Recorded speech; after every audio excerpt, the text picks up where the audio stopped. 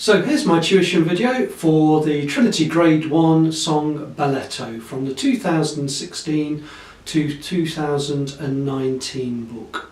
So having a look at the piece, there's lots of interesting features in this piece. Musically, we've got some energetic rhythms being played, lots of mixtures between crotchets and quavers, giving us a nice dancey feel to the whole song. Allegretto, of course, means to play quickly, not as quickly as allegro, but still with a nice good tempo to the song. Technically, this might be the first time that you've encountered a song with F sharps and C sharps. The key of the song is D major, so every C and every F, unless otherwise stated in the song, is played as a sharp. So again, just identifying those where they are. We've got an F sharp at fret 2 and a C sharp, that's F sharp of course at fret 2 on string 1, and C sharp being played on fret 2 there of string 2. And you could see straight away I wasn't using finger 2, I was using finger 1, and there's a very good reason for that. This song is shown to be played in the second position, and that means our first finger will lie over fret 1. And the reason for that is looking straight away at the music. We've got a high A, the first note is fret 5, indicated to play with finger 4. Remember, the numbers are finger numbers, not fret numbers. So we've got fret 5, high A, being played with finger 4, G, played with finger 2 on fret 3, and here's our F sharp being played with finger 1 on fret 2. So that just gives us a nice little run. 1, 2, 3, 4 and 1. And there's our crotchets and quavers being mixed to give quite a nice little bouncy rhythm. A good way to play this song is to actually just play the top notes only before you add the bass notes in. So let's see what that sounds like, and it gives us an idea then of the phrasing of the song. It looks like it's in 4-bar phrases, but each phrase itself is subdivided in just a little phrases as well, which helps us just understand how the music's been composed. 1, 2, 3, 4 and 1, 2 and 3, 4 and 1, 2 and 3, 4 and 1, 2, 3, 4, 1, 2, 3. There we go, we can see that's like the end of that first phrase. And it changes in tone, it goes to ponticello afterwards, and there's a dynamic change to help us feel the different phrasings in there.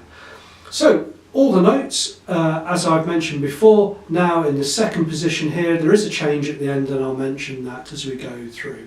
So I start off with my thumb on string 4, and then I'll plant that. You could plant it on string 3 or 4 because, 3 or 5.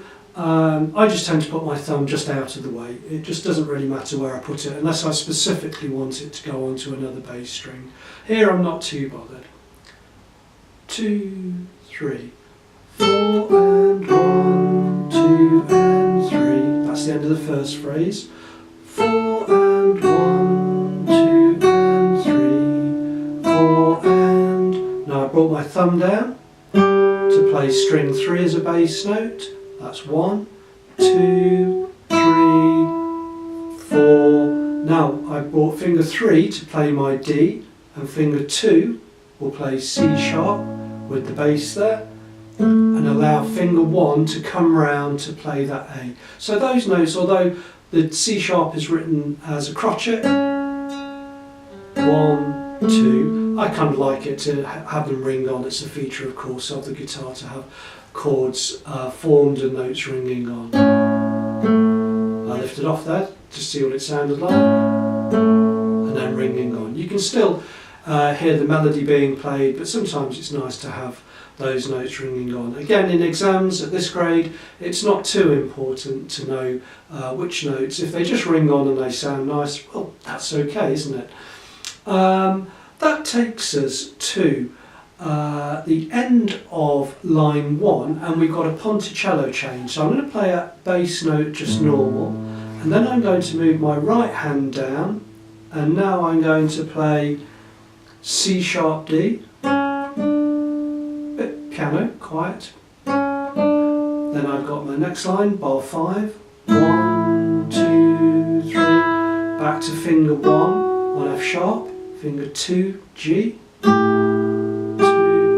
3. Then we've got our run down again, finger 4 on high A, 4 and 1, 2 and 3, 4 and 1, 2, 3. That will take us back to 4 and 1, 2 and 3 for line 3, back to the natural sound.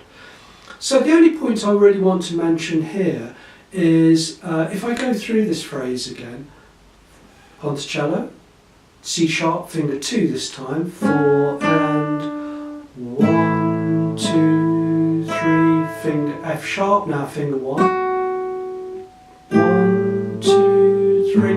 Here's a slight change in the notes, and this is what catches a lot of people out. So make sure you read the notes in bar 7 into 8 to help you.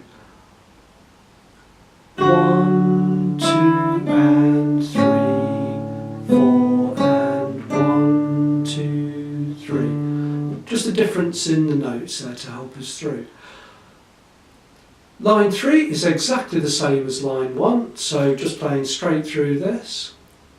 2, 3, 4 and 1, 2 and 3, 4 and 1, 2 and 3, 4 and 1, 2, 3, 4, 1, 2, 3. Line 4, of course, is exactly the same, except for the end part. So just playing through P piano, ponticello, 4 and 1, 2, 3, 4, 1, 2, 3.